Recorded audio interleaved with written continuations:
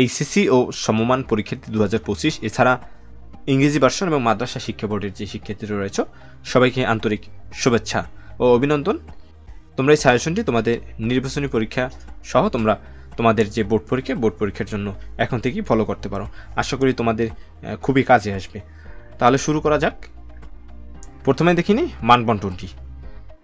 মানবন্টনের ক্ষেত্রে তোমাকে ব্যাকরণে থাকবে 30 নম্বর এবং নির্মিতি অংশ থাকবে 70 নম্বর, এই মোট 100 নম্বর। প্রথমে বাংলা উচ্চারণের নিয়ম, বাংলা বানানের নিয়ম, বাংলা ভাষার ব্যাকরণিক শব্দশ্রেণী, বাংলা শব্দ গঠন, উপসর্গ ও সমাস, বাক্যতত্ত্ব, বাংলা ভাষার অপপ্রয়োগ ও শুদ্ধ প্রয়োগ। এখানে প্রত্যেকটি টপিক্সে তোমাদের 5 নম্বর করে মোট 30 নম্বর থাকবে। এরপরে নির্মিতি অংশ 70 নম্বর। পারিবেশিক শব্দ অথবা অনুবাদ থেকে তোমাকে একটি উত্তর করতে হবে 10 নম্বর। দিনলিপি এবং প্রতিবেদন থেকে একটি উত্তর করতে হবে 10 নম্বর। বৈদ্যুতিন চিঠি ও আবেদনপত্র থেকে একটির উত্তর করতে হবে 10 নম্বর। সারাংশ ও ভার্ব সম্প্রসারণ থেকে একটির উত্তর করতে হবে 10 নম্বর। সংলাপ এবং ক্ষুদে গল্প থেকে একটি উত্তর করতে হবে, এখানে 10 নম্বর। প্রবন্ধ রচনা, যেটাকে তোমরা রচনা বলো, 5টি থেকে একটির উত্তর করতে হবে, এখানে 20 নম্বর। টিক্স মার্কের বাইরে যেগুলো রয়েছে সেগুলো তোমাদের ওইগুলোর দিকে তাকানোর দরকার নেই, ওগুলো তোমাদের পড়ারও দরকার নেই। একমাত্র যেগুলো আমি টিক্স মার্ক করেছি তোমরা এগুলো ভালোভাবে পড়াশোনা করো, এগুলোর উপরে ভালোভাবে প্র্যাকটিস করো, আয়ত্ত করো, দেখবে পরীক্ষায় তোমরা খুব অল্প সময়ে তোমরা পরীক্ষায় ভালো নাম্বার তুলতে পারো। এখনও কিন্তু তোমাদের এইচএসসি পরীক্ষার কিছু দিন বাকি রয়েছে, এই সময়ের মধ্যে তোমরা কিন্তু খুব ভালো একটা প্রস্তুতি নিতে পারবে। আর এখানে যে ব্যাকরণ এবং নির্মিতি দুইটা অংশের কিন্তু সাজেশন আমি নিচে দিয়ে দিয়েছি। তোমরা এই সাজেশন অনুসারে যদি তোমরা পড়ো, ইনশাল্লাহ আমি তোমাদেরকে গ্যারান্টি দিতে পারি তোমরা যদি এই সাজেশনটি সম্পূর্ণরূপে ফলো করো তাহলে তোমরা 90 আপ মার্কস পাবে, তাতে কোনো সন্দেহ নেই। এবং সাজেশনটি সাজানো হয়েছে, এখানে আমি যে টিক্স মার্কস যেগুলো দিয়েছি এই অনুসারে কিন্তু সাজানো হয়েছে। এর বাইরে যেগুলো টিক্স মার্কস নেই সেগুলো কিন্তু আমার এখানে সাজেশনে অন্তর্ভুক্ত নেই। তাহলে প্রথমে আমার যে বিষয়টি সেটা হচ্ছে ব্যাকরণ অংশ। ব্যাকরণের 30 নম্বর, তোমরা সেটা জানো। প্রথমে রয়েছে বাংলা উচ্চারণের নিয়ম, এই আর ব্যাকরণের প্রত্যেকটা টপিক্সে কিন্তু 5 নম্বর। এখানে তোমরা দেখতে পাবে 1 নম্বরে বাংলা অধ্বনি উচ্চারণের যে কোনো 5টি নিয়ম উদাহরণ সহ। এরপরে 2 নম্বর রয়েছে বফলা উচ্চারণের 5টি নিয়ম উদাহরণ সহ। এর অবলিকে আরও 3টি প্রশ্ন রয়েছে, তোমরা অবশ্যই অবলিকগুলো খেয়াল করবে, কারণ এই প্রশ্নটা না দিয়ে সরাসরি অন্য, অর্থাৎ এই 4টার ভিতরে যে কোনো একটা দিতে পারে, উত্তর কিন্তু একটাই হবে, তোমরা অবশ্যই খেয়াল রাখবে। এরপরে 3 নম্বরে এ ধ্বনি উচ্চারণের যে কোনো 5টি নিয়ম। তারপরে 4 নম্বরে উচ্চারণ রীতি কাকে বলে উদাহরণ সহ বাংলা উচ্চারণে 4টি নিয়ম লেখো। এর অথবায় থাকবে বাংলা উচ্চারণের যে কোনো 4টি নিয়ম উদাহরণ সহ লেখো। 5 নম্বরে বাংলা শব্দে অদ্য অকারের উচ্চারণের 5টি নিয়ম উদাহরণ সহ লেখো। এর অবলিকে থাকবে বাংলা অদ্য অধ্বনি উচ্চারণের যে কোনো 5টি নিয়ম উদাহরণ সহ লেখো। 6 নম্বরে উদাহরণ সহ অধ্বনির সংবৃত উচ্চারণের 5টি নিয়ম লেখো। এর অথবায় থাকতে পারে মধ্য অধ্বনি উচ্চারণের 5টি নিয়ম লেখো। 7 নম্বরে অন্ত অধ্বনি উচ্চারণের 5টি নিয়ম উদাহরণ সহ লেখো। সর্বশেষ 8 নম্বরে ম ফলা উচ্চারণের যে কোনো 5টি উদাহরণ সহ লেখো। আশা করি তোমরা এই যে টপিকসগুলো আমি দিয়েছি 1 থেকে 8 পর্যন্ত, তোমরা এগুলো যদি পড়ো ইনশাল্লাহ তোমরা এর ভিতরে 100-এ কমন পাবে, এর বাইরে দেওয়ার কোনো সম্ভাবনা নেই। এরপরে বাংলা বানানি নিয়ম, এটা 5 নম্বর। তোমার এখানে প্রথমে থাকবে বাংলা একাডেমি প্রমিত বাংলা বানানের 5টি নিয়ম। তোমরা এখানে দেখতে পাচ্ছ অনেকগুলো অথবা রয়েছে, সবগুলো খেয়াল করবে, সবগুলোর উত্তর কিন্তু একটাই। শুধু পরীক্ষায় দেখা যায় এক বোর্ডে এক রকম দেয়, বা একটা প্রশ্নের অর্থাৎ প্রশ্নে এক সময় এক রকম দেয়, কিন্তু এখানে যে অথবা যেগুলো রয়েছে এবং 1 নম্বরের যে বিষয়টা রয়েছে সব কিন্তু উত্তর একটাই হবে, অর্থাৎ একটাই বিভিন্নভাবে উপস্থাপন করা হয়েছে। এরপরে 2 নম্বরে বাংলা একাডেমি প্রমিত বাংলা বানানি নিয়ম অনুসারে তৎসম শব্দের বানানের 5টি নিয়ম উদাহরণ সহ লেখো। এছাড়া রয়েছে এর অবলিকে বাংলা একাডেমি প্রণীত তৎসম শব্দের বানানের 5টি নিয়ম। আরও একটি অথবা রয়েছে, সেটা হচ্ছে তৎসম শব্দের জন্য প্রযোজ্য প্রমিত বাংলা বানানের যে কোনো 5টি নিয়ম উদাহরণ সহ। 3 নম্বরে বাংলা একাডেমি প্রণীত বাংলা আধুনিক নিয়ম অনুসারে অতৎসম শব্দের যে কোনো 5টি বানান সূত্র উদাহরণ সহ লেখো। এর অথবায় আরও 2টি থাকবে, তোমরা এগুলো দেখে নিবে। এরপর 4 নম্বরে বাংলা বানানে ই কার ব্যবহারের 5টি নিয়ম উদাহরণ সহ লেখো। এর অথবায় থাকবে একটি। এরপরে 5 নম্বরে থাকবে নত্যবিধান বলতে কি বোঝাও, নত্যবিধানের সূত্রগুলো লেখো। এর অথবায় থাকবে 3টি, তোমরা বিষয়গুলো দেখে নেবে। এরপর রয়েছে বাংলা ভাষার ব্যাকরণিক শব্দশ্রেণী, একটা অনুচ্ছেদ থাকবে বা থাকতে পারে, সেখান থেকে তোমাকে পদ নির্ণয় করতে হবে বা নির্ণয় করতে বলতে পারে। নিচে শব্দগুলি ব্যাকরণিক শব্দশ্রেণী নির্ণয় করো, অর্থাৎ তোমাকে এরকম আমি এখানে দিয়েছি এজন্য যে এরকম তোমাদের প্রশ্ন থাকবে, প্রশ্ন এরকমটা আসতে পারে নিচের 5টি শব্দের ব্যাকরণিক শব্দশ্রেণী নির্ণয় করো। এভাবে তোমাদের প্রশ্ন থাকতে পারে, অথবা প্রশ্নে তোমাদের থাকতে পারে নিচের অনুচ্ছেদ হতে বা থেকে 5টি বিশেষণ অথবা সর্বনাম অথবা ক্রিয়াপদ অথবা ক্রিয়া বিশেষণ পদ নির্বাচন করো বা চিহ্নিত করো, এরকম থাকবে। অর্থাৎ বাংলা ভাষার ব্যাকরণিক শব্দশ্রেণী নির্ণয়ের ক্ষেত্রে তোমাকে এভাবে প্রশ্ন থাকবে, সেখান থেকে তোমাকে বিশেষ্য, বিশেষণ, সর্বনাম, ক্রিয়াপদ বা ক্রিয়া বিশেষণ পদ চিহ্নিত বা নির্ণয় করতে হবে। তোমরা এখানে কি করবে, তোমরা প্র্যাকটিসের জন্য 2016 থেকে 2024 সালের যে বোর্ডগুলো রয়েছে সেগুলো থেকে তোমরা একটু বেছে বেছে পড়তে পারো। সেকাল থেকে তোমরা যদি কিছু অনুশীলন করো, আমি তোমাকে 16 থেকে 24 পর্যন্ত সবগুলো পড়তে বলিনি, এর ভিতর থেকে তোমরা কিছু কিছু পড়বে, তাহলে তোমাদের এই বিষয়ে ধারণা আসবে। তোমরা যদি বিশেষণ, সর্বনাম, ক্রিয়াপদ, ক্রিয়া বিশেষণ পদ চেনো, তাহলে তোমাদের এগুলো 2-1টা পড়লেই তোমাদের বিষয়টি তোমরা ক্লিয়ার হয়ে যাবে। এরপরে বাংলা শব্দ গঠন, উপসর্গ ও সমাস। উপসর্গ কাকে বলে? বাংলা শব্দ গঠনে উপসর্গের ভূমিকা ও গুরুত্ব আলোচনা করো। এরপরে উপসর্গের অর্থ বাচকতা নেই কিন্তু অর্থ দ্যোতকতা আছে, আলোচনা করো। বিশেষ দ্রষ্টব্য রয়েছে, উপসর্গ থেকে বিভিন্ন উপসর্গ দিয়ে 3টি করে শব্দ গঠন করো। অর্থাৎ এটি কিন্তু খুবই গুরুত্বপূর্ণ। তোমরা 2016 থেকে 24 সালের যে বোর্ড প্রশ্নগুলো রয়েছে সেখান থেকে তোমরা কিছু সলভ করলে তোমাদের বিষয়টা ক্লিয়ার হয়ে যাবে। পরীক্ষা কিন্তু এমনটা আসতে পারে যে কয়েকটি উপসর্গ থেকে 3টি করে উপসর্গ নির্ণয় করো। তোমরা বিষয়টি খেয়াল করে পড়বে, তাহলে তোমরা পরীক্ষায় কিন্তু কমন পেতে পারো। এরপরে 5 নম্বর রয়েছে বাক্যতত্ত্ব। এখানে 1 নম্বর রয়েছে বাক্য কাকে বলে, একটি সার্থক বাক্যের গুণ বা বৈশিষ্ট্যসমূহ উদাহরণ সহ লেখো। এখানে তোমরা দেখতে পাচ্ছ অনেকগুলো অথবায়, আসলে এই সবগুলো তোমরা আসলে পড়ে বুঝে নিবে।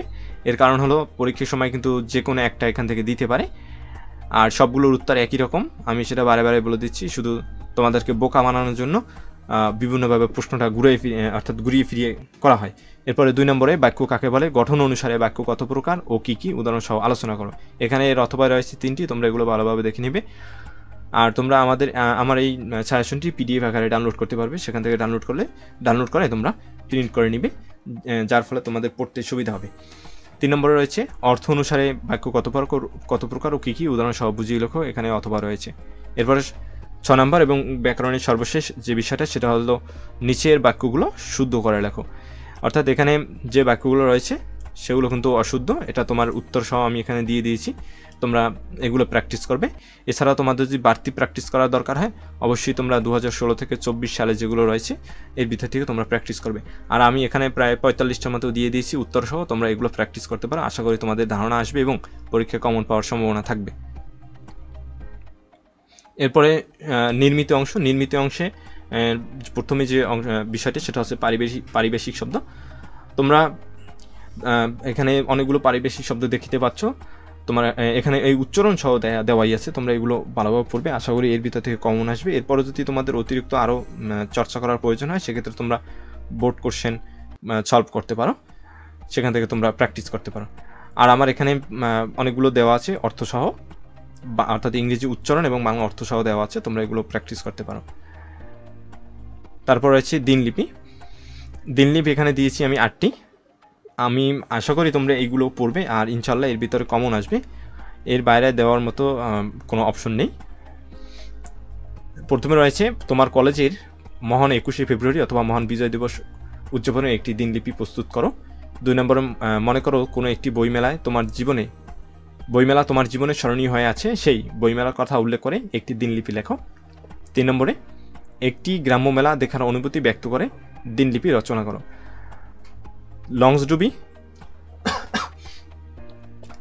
লঞ্চডুবি অথবা 4 নম্বরে লঞ্চডুবি অথবা একটি মর্মান্তিক সড়ক দুর্ঘটনা নিয়ে একটি দিনলিপি লেখো।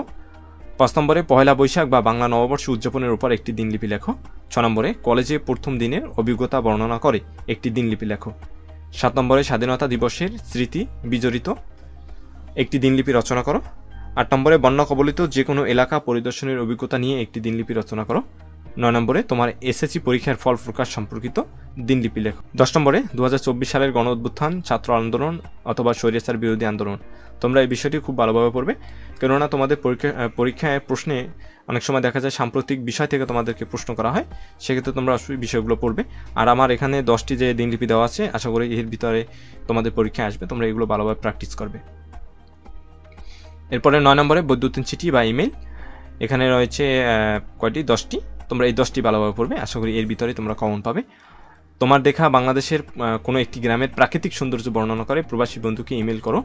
2 নম্বরে দুর্ঘটনা আহতদের সাহায্যার্থে রক্ত ও প্রয়োজনীয় আর্থিক সহায়তা চেয়ে বন্ধুদের কাছে প্রেরণার জন্য একটি ইমেল রচনা করো। 3 নম্বরে স্বাধীনতা দিবসের অনুষ্ঠানে আমন্ত্রণ জানিয়ে বন্ধুকে ইমেল লেখো। 4 নম্বরে মনে করো তুমি ঢাকা বিশ্ববিদ্যালয়ে ভর্তি হতে চাও, উক্ত বিশ্ববিদ্যালয়ের ভর্তি প্রক্রিয়া সম্পর্কে জানতে চাই রেজিস্ট্রার বরাবর একটি ইমেল করো। 5 নম্বরে সড়ক দুর্ঘটনায় আহত বন্ধুর জন্য জরুরিভাবে রক্ত ও আর্থিক সাহায্য চেয়ে ইমেল। 6 নম্বরে বাংলা নববর্ষ উদযাপনের বৈচিত্র্য তুলে ধরে প্রবাসী বন্ধুকে পাঠানোর জন্য একটি ইমেল প্রস্তুত করো। 7 নম্বরে তোমাদের কলেজে অনুষ্ঠিতব্য সাহিত্য সংস্কৃতি প্রতিযোগিতার জানিয়ে একজন দেশ বরণের ব্যক্তির বরাবর একটি ইমেল তৈরি করো। 8 নম্বরে বাংলা নববর্ষের শুভেচ্ছা জানিয়ে একটি ইমেল পাঠাও। 9 নম্বরে ইন্টারনেট ব্যবহারের সুফল ও কুফল সম্পর্কে পরামর্শ জানিয়ে ছোট ভাইকে একটি বৈদ্যুতিন চিঠি লেখো। 10 নম্বরে রক্তের জরুরি প্রয়োজনে কথা জানিয়ে সন্ধানী অথবা বাদন মানবিক সহায়তা কেন্দ্রে, বা এখানে তোমরা যে কোনো একটা সহায়তা কেন্দ্র থাকতে পারে, নাম উল্লেখ করতে পারে, একটি ইমেল পাঠাও। অর্থাৎ এরপরে 10 নম্বরে ভাব সম্প্রসারণ। এখানে ভাব সম্প্রসারণে তোমরা দেখতে পাচ্ছ আমি মোট 16টা দিয়েছি। আসলে এরপরে তোমরা দেখতে পারবে এখানে কিন্তু কিছু কিছুতে 3 স্টার দেওয়া রয়েছে। এর মানে তোমরা এগুলো বেশি করে প্র্যাকটিস করবে, কারণ এগুলো আসার সম্ভাবনা বেশি। এরপরও ঝুঁকি এড়ানোর জন্য আমি এখানে তোমাদের জন্য 16টি দিয়ে দিয়েছি। যেহেতু তোমরা শুধু ভাব সম্প্রসারণই পড়বে, অবশ্যই তোমাকে একটু বেশি পড়তে হবে, কিন্তু তোমরা যদি মূল ভাবটি বোঝো তাহলে তোমরা নিজেদের মতো বানিয়ে অনেক লিখতে পারবে। 1 নম্বরে রয়েছে অতৃপ্তি অসুখের মূল। 2 নম্বরে অর্থই অনর্থের মূল। 3 নম্বরে রয়েছে কীর্তিমানের মৃত্যু নেই, অথবা মানুষ বাঁচে তার কর্মের মধ্যে, বয়সের মধ্যে নয়। 5 নম্বরে গতি জীবন স্থিতিতে মৃত্যু। 6 নম্বরে দুর্জন বিদ্বান হইলেও পরিত্যাজ্য। 7 নম্বরে প্রাণ থাকলেই প্রাণী হয়, কিন্তু মন না থাকলে মানুষ হয় না। 8 নম্বরে প্রকৃতির উপর আধিপত্য নয়, চাই প্রকৃতির সঙ্গে মৈত্রীর সন্ধান।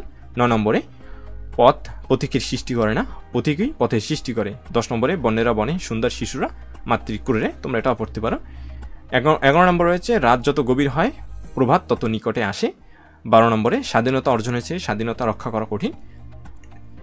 12 নম্বরে 11, 12, 13 নম্বরে সুশিক্ষিত লোক মাত্রই সশিক্ষিত।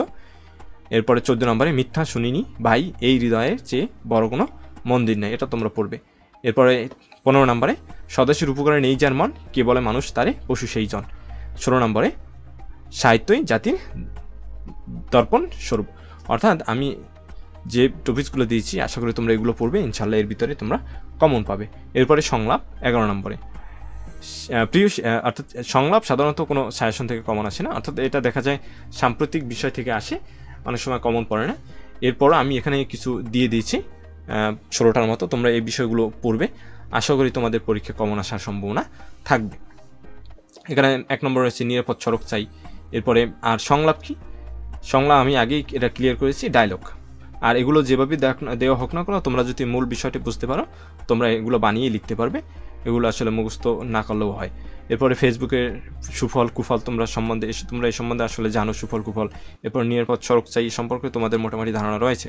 শিশু ও নারীর প্রতি। এরপরে বাংলাদেশ ক্রিকেট দলের সম্প্রতি অর্জিত কোনো সাফল্যে সম্পর্কে 2 বন্ধুর সংলাপ। তারপরে বাল্যবিবাহ নিরোধের গুরুত্ব সম্পর্কে শিক্ষক ও শিক্ষার্থীর মধ্যে সংলাপ। উচ্চশিক্ষা স্তরে বিষয় নির্বাচনের গুরুত্ব প্রসঙ্গে 2 বন্ধুর সংলাপ। তারপর মাদকাসক্তির কুফলের প্রতিকার বিষয়ে 2 বন্ধুর সংলাপ।